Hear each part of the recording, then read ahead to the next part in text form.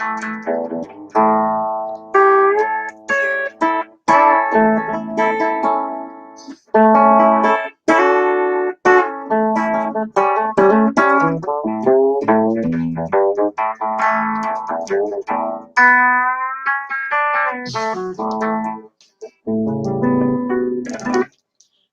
to Simon's New York Stories. And we're this is number 39, episode 39. So we've got a bunch of them behind us. Anyway, so, okay, Ridgewood, Queens, 1991, 1992 or something. My kids were really little. I was still married to my kid's mom. We were still together. And then, we was poor. We didn't have a lot of money. Sometimes we couldn't get a babysitter. So sometimes she was working as a horseback riding instructor out in Long Island. So I had was playing with the Bar Sinisters a lot. I'll get into that too when I get into all the bands from the 90s and the early aughts. It's going to be one story, but these are a couple of random stories about New York before that fucking Giuliani guy came in and fucked it all up. He came in with his fucking cops, cracked a lot of fucking heads, pushed a lot of people out, cleaned it up so that the real estate developers could come in. So now it's all like rich millionaires that aren't from New York that, have their glittering towers in Manhattan. And it's that Giuliani guy. He's Rudy Giuliani. He's one of the fucking people that just anywhere he goes, he sucks all the life and all the joy out of that situation. I like New York better when the mob guys that he busted, when the mob guys were running New York, the mob was a better mayor of New York than Giuliani. And so this is pre-Giuliani, but I had a lot of situations like I would have the kids and have to take care of the kids, no babysitter, no nothing, right? And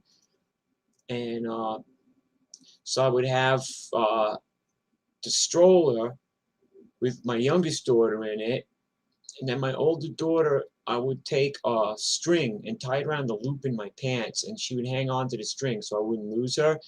Then I would have a hand truck with my amp on it and my guitar. It's just like this whole thing of just like schlepping guitars and amps around in the subways, and I would have all this stuff, and I was playing. I wouldn't have any babysitter and I'd have a gig, and we were struggling to make ends meet. That's never changed. I'm still struggling to make ends meet. So I would have to take my kids to the gig with me.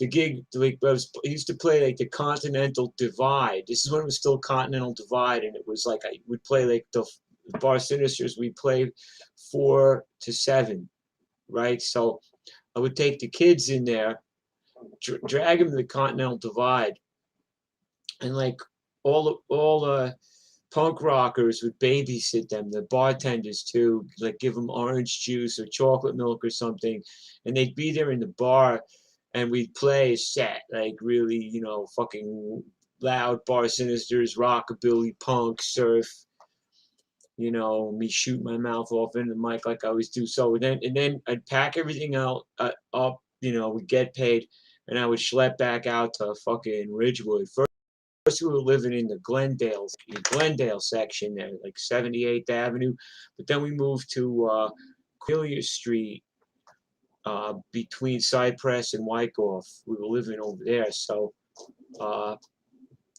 one day I'm going down the street with my 2 kids, and I see all these police cars and this other car,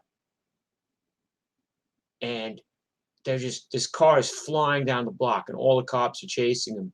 And in desperation, the guy does like one of those bootlegger turns and goes into the parking lot of the supermarket.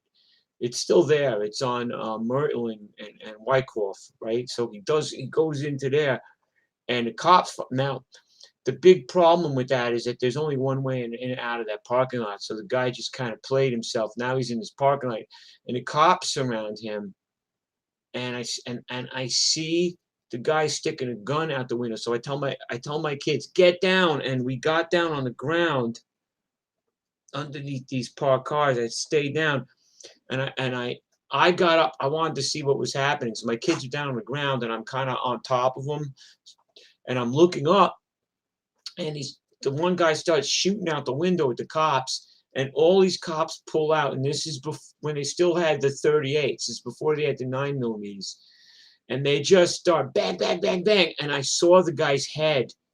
It was like I saw the guy's head, like he got hit by so many bullets so hard at the same time. I literally just saw his head just go like like I don't know how to describe it. It's like if you took an entire a pan of sauce and just threw it. It looked like that, right? I just made sauce. Like I'm not Italian, but I can make fucking sauce. I'm from Queens. If you're from Queens or Brooklyn, you can make sauce. If you got to get your sauce out of a jar, God help you, man. You know? So anyway, it looked like fucking sauce. You know, like fucking bolognese, brains bolognese, fucking all over the place.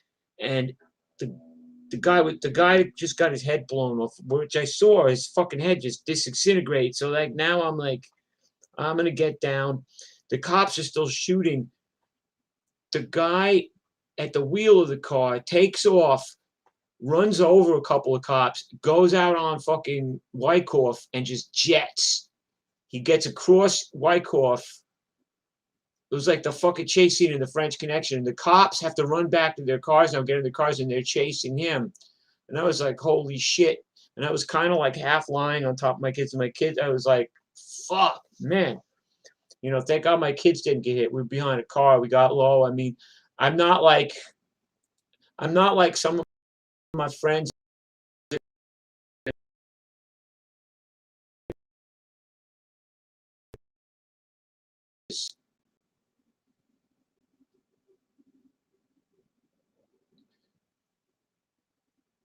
Hold on, we're going to wait for, okay, there we go. Some of my friends have been police officers and they've been in these kind of situations, or my friend's been in the army. So I'm not going to try to compare myself to nobody. I'm just saying this is where I was that day, what I saw, you know. But holy shit. So I went home. I was like, I saw this guy get his fucking head blown off. It turns out the guy got away. They found the car down in the flats. Now they call it Bushwick, and there's all this hipster stuff down there. But back then it was literally like factories. You know, as a matter of fact, I used to work for this really sleazy guy, Don Allen, as this illegal garbage dumping guy. And that's where we would go to dump the garbage out of the fucking rent-a truck. We would get like a fucking U-Haul and fill it full of garbage and dump it down in the flats. It was all by the fucking English Kills and like Varick Avenue and what are some of those other fucking streets down there?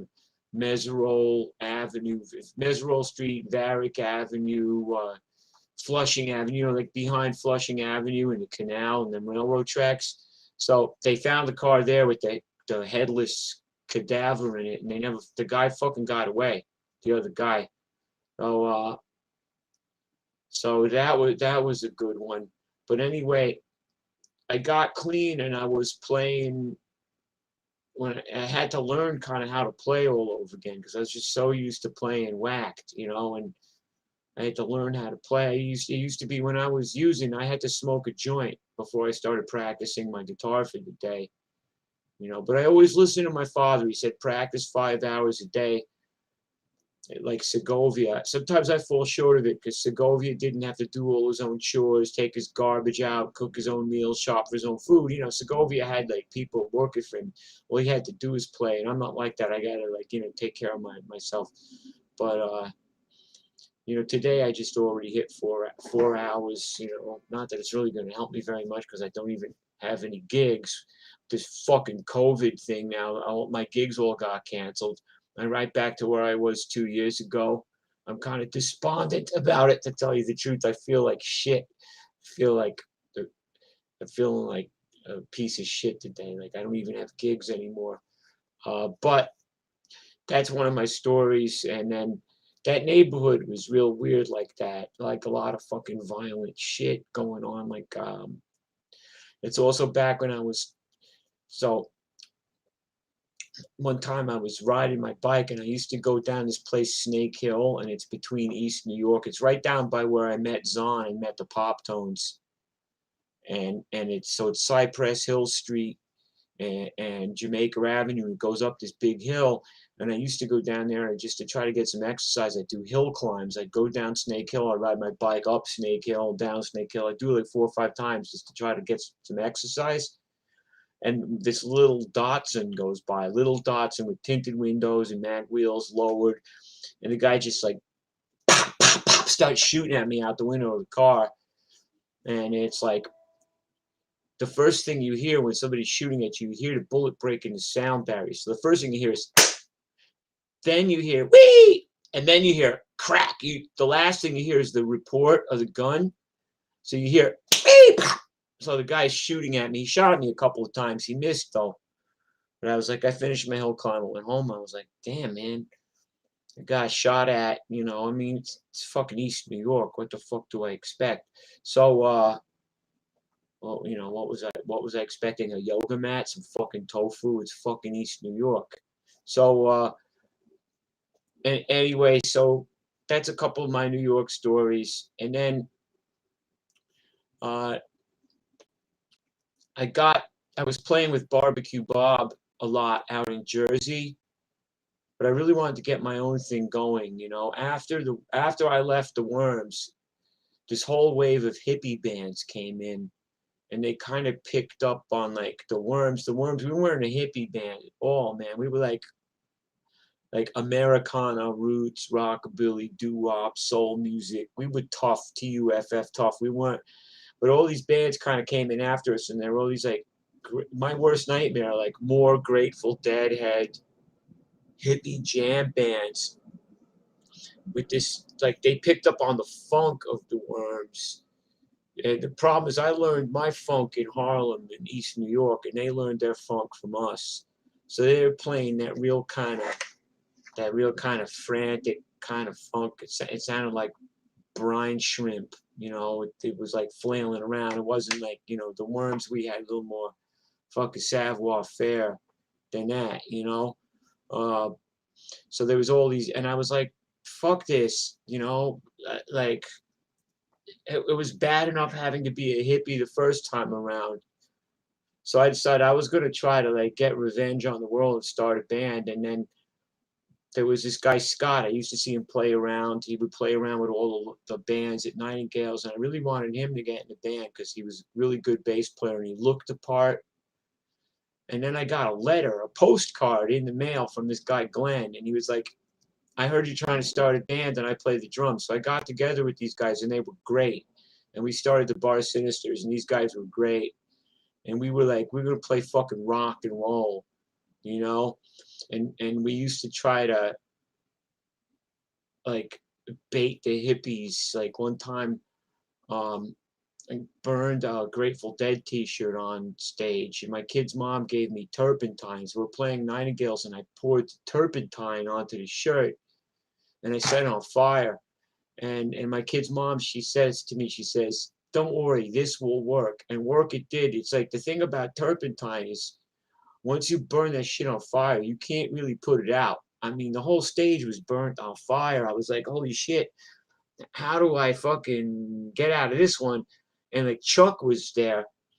And this is like one of the many times Chuck saved my ass. He fucking had his leather jacket on, and he rolled around in the fire on it with his leather jacket on and put the fucking fire out.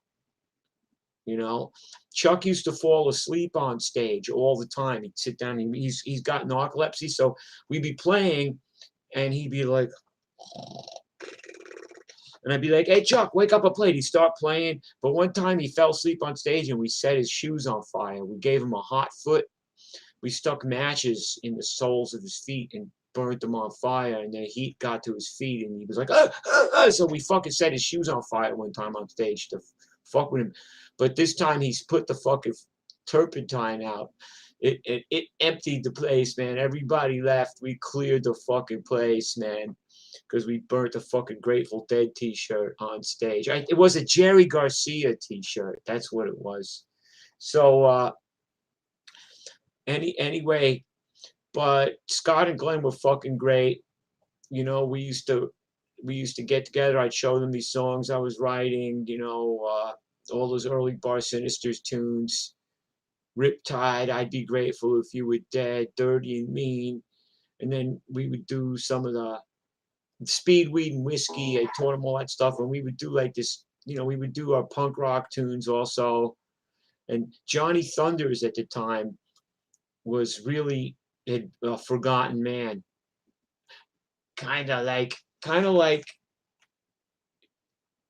the way I am now. Like, here, I just changed the caption. We had 25 albums out. Like, now I'm pretty much a forgotten man, right? Johnny Thunders was really forgotten then, and it was like, you know, all this other music had come out and kind of replaced him. But I was like, I always loved some Thunders, right? Oh, we got a chat here. Let me check this out. Jamie Dosey, Skitch. Yeah, Skitch is Barbara. Hey, Simon Chardiet. Yeah, I'm here. So anyway, so Scott and Glenn were great, you know, and so we played every fucking place we used to play. The St. Mark's Bar and Grill. We played the Continental Divide.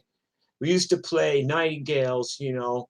It's like you know me, I'm too much of a fucking loser to get a gig anywhere else but Nightingale. So I would just play there, you know. Tom Hosier would help me out. He felt sorry for me. He'd give me a gig. And we played one time this Halloween party, and it was for these Wall Street, like, frat bro yuppie types. And they kept us waiting forever to go on, which is like one of my pet peeves. I don't like waiting to go on. I like to get there like shortly before the show set up and play it. I hate hanging around a joint. You know, when I was doing drugs, I didn't mind it so much because I would just be, you know, I would just look for drugs until it was time to play. But like clean, I didn't want to be around, you know. So, and then we were playing and we were playing and playing, right? And the guy made us wait so long to go on. By the time we went on, it was like late, and the few people that were there were dead drunk off their ass. And some guy came up and he grabbed the mic from me and tried to sing, but the problem is he literally stuck the mic like down his throat like he was eating a fucking, you know, Zeppoli or something. So I gave him a fucking shot. I was playing guitar and I just kind of stepped into it and I just gave him like a fucking right, hit him right in the end of the microphone. So it drove the microphone down his throat. So now he's like, he's choking on the mic. And so then I grabbed the mic cable and I yanked it out of his fucking mouth. And he's like choking, and then they shut the power off on us and threw us out. So that was another one. Another one was we played, you know, I got tired of the hardcore matinees. I got tired of fucking hardcore. It became something I really just didn't want to be involved with anymore. And I was never in any big hardcore bands. I have friends in hardcore. I like to go to the shows. I like to dance. You know, I grew up in a really super violent household. And so and I still to this day, I'm a very tortured, very broken, very tormented, damaged person, as you probably have guessed. So I got some of that agony out of myself by going in the pit and dancing and shit. And, you know, it was like kind of like scrapping. It kind of got me, you know, I was a young man still, so I was stupid. I wasn't afraid of getting hurt. So I used to just go into those damn pits. I was more like a hardcore fan, like a punter, than being like any kind of guy on the scene or in a band or anything. I was just one more fucking guy in the show. But I got tired of it because there was too many males. I don't like men, you know. I got a girlfriend. I got daughters. I like women, you know. I like being around females more. I'm not really into machismo and shit. So I got sick of that, and I ran into John Velarde Hey, keep those comments coming, guys. You watching me? Come on, I'm lonely over here. My life's in fucking ruins. My life is over. I don't. All my gigs got canceled. I'm right back where I was 2 years ago, and the balls of my ass. Tell me you feel. Send me some fucking love over here. I'm suffering. So anyway, so I got sick of it, and then there was fights. There was the Nazis coming in, and I didn't want to be associated with all that shit anymore. There was a lot of shit I didn't understand. I didn't understand like the fucking champion sweatshirts and then those Tintin like flip haircuts and shit. I'm sorry. I understand like the Dead Boys, Thunders, Iggy, the Clash, the Bad Brains. I can Motorhead. I understand that shit. I don't understand some guy in a champion fucking shirt. So I ran into John Velarde, who I know since the days with Rudy Giuliani, and he told me, "Oh, we're bringing 1977 style punk back, and we're bringing punk back. We're not." So I started going to this place, ABC No Rio, and I started taking my kids. I remember me and my daughter got thrown out of CBGB's because they said you can't bring her in here. She's like 2 years old. And then there's the other time I got thrown out of CBGB's. Louise told me, "You look like shit. You can't come here looking like that." I was like, "I feel great." "What do you mean I look like shit?" So I guess I wasn't looking good, but I felt pretty fucking good. So we had the show, and I used to go see like Public Nuisance, Nausea. I loved me Nausea with like Victor and Amy and and uh Maggot. I remember Maggot and fucking the Radix. They were like the big buzz band of like 1991 And the Bar Sinisters, we weren't doing too bad either. We were doing pretty good for ourselves back then. But the Radix, everybody was like, the Radix this, the Radix that. And then there was the Deviators. I always loved the Deviators. Anybody remember them? Then there was Ralphie Boy, Jesus Crust. Remember them with that guy Matt playing guitar? And then there was a SFA, and they were like kind of refugees from like the fucking New York hardcore scene, but they started playing ABC No Rio, so there was all these like crust punk bands, and I was like, this is my fucking shit. This is back to like 1981, like the fucking the real fucking shit from the East Side instead of all this like these kids from this whole fucking kind of what hardcore had become, you know what I mean? Like I wasn't down with heavy metal and champion sweatshirts and shit, and metal and chugga chugga.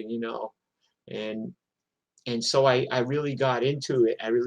And I started. They let my kids in ABC No Rio, so my kids were little, and I'd be like, "What do you want to do today, kids?" "Let's go to punk rock show, Daddy." So I would take them to ABC No Rio. And then we go up to Ray's. God bless Ray. He's still around, man. And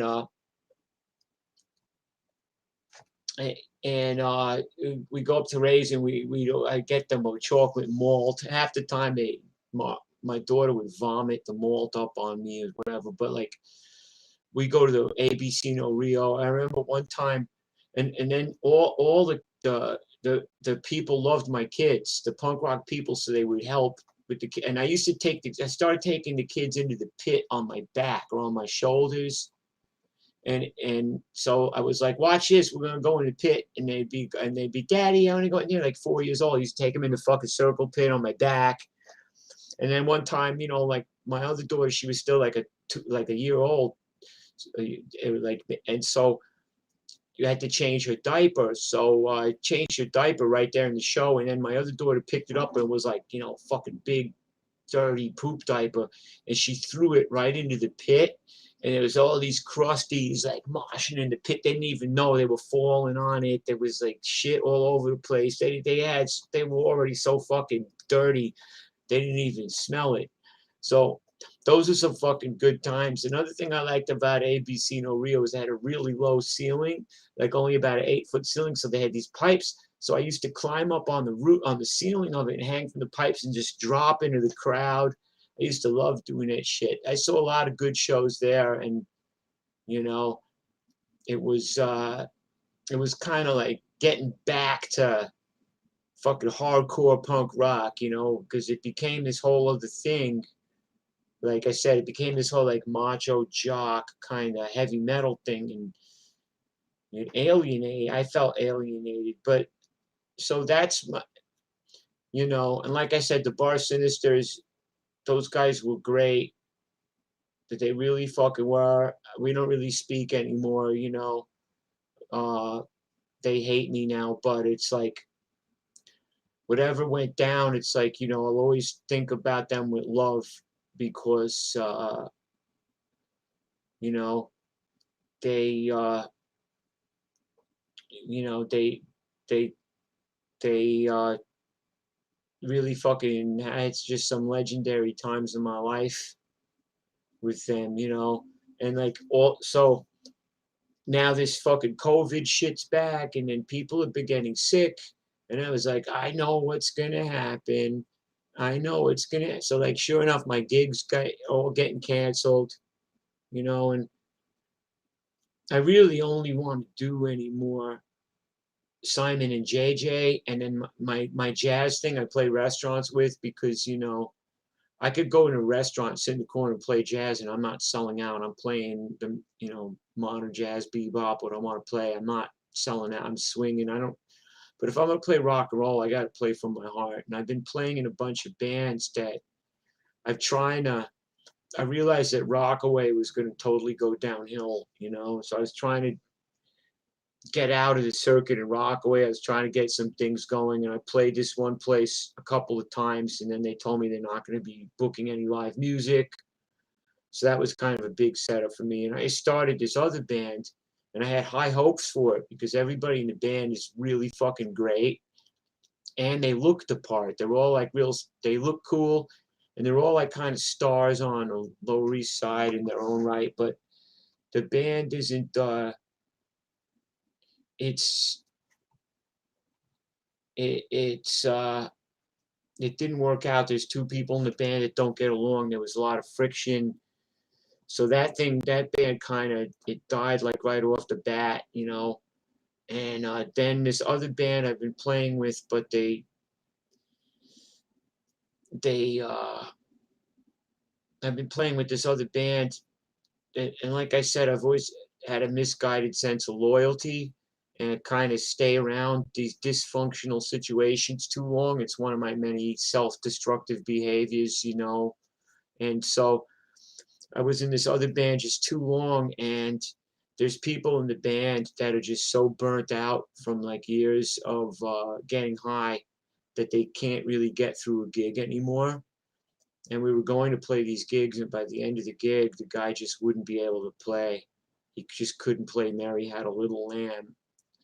And I stayed in this band too long, and you know, so I was trying just these different things to try to like get back into the city, get back into Manhattan, you know, and I tried a lot of things that didn't work out. I tried playing that place in Rockaway, you know, and then I tried playing this place in Brooklyn that was kind of a disaster.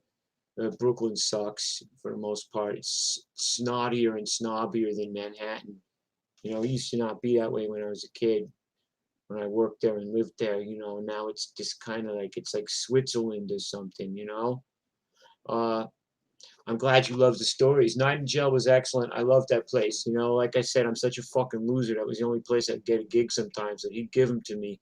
I'd go there, I'd play, and I could do whatever the fuck I want, you know. And so anyway, so now my gigs are canceled. I have no gigs, and the difference is now I'm not going to have no stimulus checks or nothing. You know, the whole roof is fall, the whole fucking floor is falling out underneath me. I'm going to try to.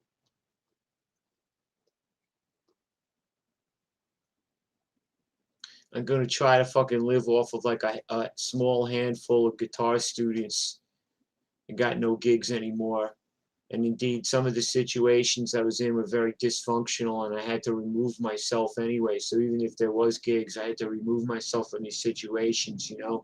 I just I can't do dysfunction anymore. I'm dysfunctional enough myself. So if anybody knows anybody that wants to take guitar lessons, you know, or if anybody, you know, if anybody wants to, any tips, goes straight to recording. I'm not going to use them to pay my rent or my electric bill. They're going to go to making the next record. If I can get the guy from the recording studio to return my fucking phone calls, which he's not doing. And that's it. I've been ranting and raving, but these are some bad times for me, man. All my gigs got canceled again. Just like I'm right back to where I was 2 years ago. And it's I'm not it's I'm not I'm not taking it well, man, you know. uh Jamie Dawson says hang in there. Yeah, I'm gonna hang in there, you know. I mean, when I, you know, I got a girlfriend, I got daughters, you know. I've been with my girlfriend for 8 years, you know. It's like I stood with her so long. It's like basically, you know, basically we are married. I've been with her for 8 years. We don't live together, you know, and we're not married. That's why relationships lasted. But you know, I got a girlfriend. I got daughters. I gotta survive. I gotta hang in there. I gotta, you know, I gotta be a man. I can't be a fucking wimp and like flake out. But it's like another thing is that if I die now, some fucking asshole's gonna go to my kids and he's gonna be like, "Oh, I'll give you $20 for that guitar." Some fucking asshole music store owner is gonna try to lowball my survivors on my guitar and everything and my amps. And oh yeah, it's in player condition. You know, I liked your dad. I'll do you a favor. I'll give you $25 for that amp, and then it'll be on reverb. Owned by underground guitar legend Simon Chardiet, $4,700. You know, and you know, some fucking Ferrari driving asshole will buy it and play fucking Eagles, and God forbid a Grateful Dead cover band should get my equipment and play fucking hippie music through it. So I have to survive for that reason too. So anyway, I thank you for the encouragement. Yeah, we'll hang in there. And yeah, Nightingales, that was the place, man. We played Nightingales, Simon and the Bar Sinisters, Public Nuisance at Blank 77. Remember Blank 77? They were the shit in Public Nuisance. So it was like this big squatter rock, like crusty punk show with the Bar Sinisters. And we were headlining. We went on last. So like Blank 77 went on and they killed it. They were so good. I was in the pit. Nightingales is not set up for a pit. It's really narrow, and then it's got bar stools, and the whole other wall is mirrors and glass. So if you fuck up, you're going into this glass, and it's going to break on your fucking head. But people were like stage diving off the bar and off the jukebox. It was a fucking slaughterhouse. And then Public Nuisance came on, and that's with Bat. That was when it was like Bat and Johnny and Jimmy and Julian and Adam Snot. It was that lineup. They were fucking great. And then we went on. So I said to Scott and Glenn, I said, you know, so these guys have been playing punk rock all night. So we really want to offend you. We want to displease the whole fucking audience. So we're gonna start playing rockabilly. So we went on, and we were like, our first song, right? Like, get on the right track, baby. Get on the right track, baby. Get on the right track, baby. Yeah, come on, treat me wrong again. Now I'm the one who loves you. Told you before I left, I don't mean to be with nobody, bro. I'm gonna get somebody else. Get on the right track, baby. Get on the right track, baby. Get on the right track, baby. Well, come on, treat me wrong again. Get on the right track, baby.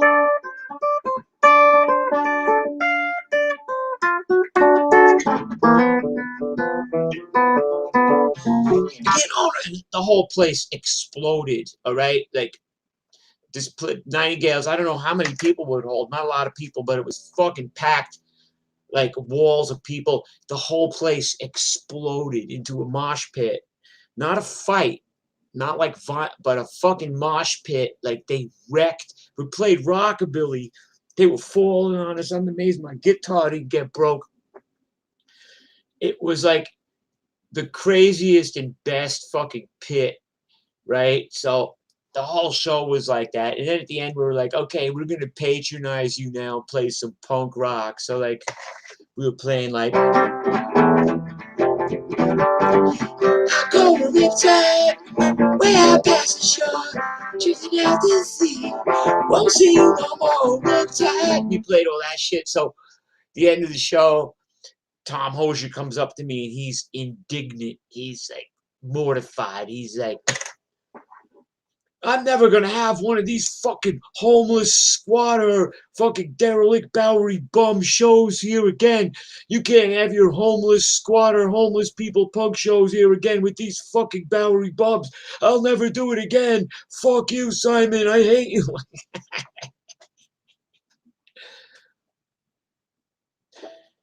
Yeah, I love Tom though, man. I love Tom. I love Nightingales. Now it's, Otto's Shrunken Head is the new Nightingales, and I'll be back there as soon as I can. That's like my Nightingales now. So I don't know what I'm gonna do to survive. Hopefully I'll be able to. Hopefully it'll snow a lot, and I'll be able to fucking shovel snow for $50 a pop. I don't know. Uh, You'll probably see me playing live shows on here, kids. So I'm out of here. I just felt like I had to get this shit out of my system, man. I've been trying really hard since the live music started again to try to get something going, try to build something up.